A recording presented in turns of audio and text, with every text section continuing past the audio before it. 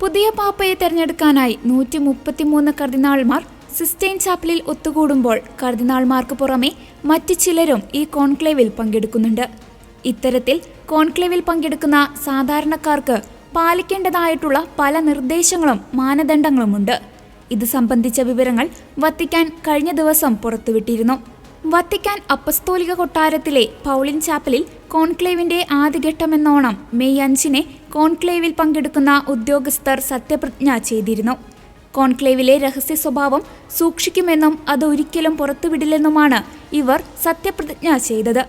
1996 ഫെബ്രുവരി 22 John Paul രണ്ടാമൻ പാപ്പ പ്രഖ്യാപിച്ച അപ്പസ്തോലിക് ഭരണഘടന അനുസരിച്ച് കോൺക്ലേവിൽ പങ്കെടുക്കുന്ന എല്ലാ സമർപ്പിതരും സാധാരണക്കാരും ഈ സത്യപ്രതിജ്ഞയിൽ ഒപ്പിടുകയും ചെയ്തിരുന്നു. കർദിനാൾ കമർലെങ്കോയും 3 കർദിനാൾ അസിസ്റ്റന്റുമാരും അംഗീകരിച്ച സത്യപ്രതിജ്ഞ പത്രികയിലായിരുന്നു ഇവർ ഒപ്പുവെച്ചത്.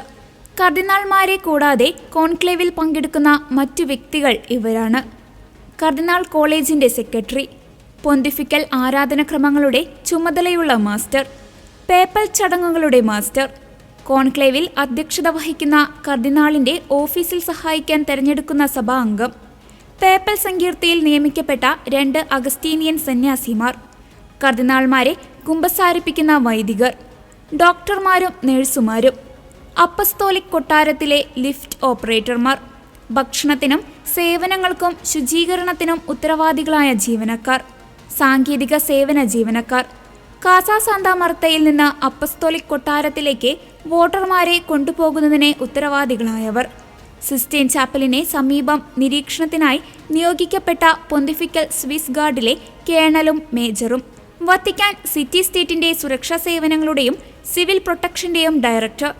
നിർദ്ദേശങ്ങൾ ലഭിച്ച ശേഷം കമർലെങ്കോ ആയ കർദിനാൾ കെവിൻ ജോസഫ് ഫെയർലിന്റെയും പ്രൊട്ടോനോട്ടറീസ് അപ്പസ്തോലിക് ഡെ ന്യൂമോറയുടെയും മുമ്പാകെ 2 വിഭാഗമായി പ്രതിജ്ഞ എടുക്കുകയും ഒപ്പിടുകയും ചെയ്തു.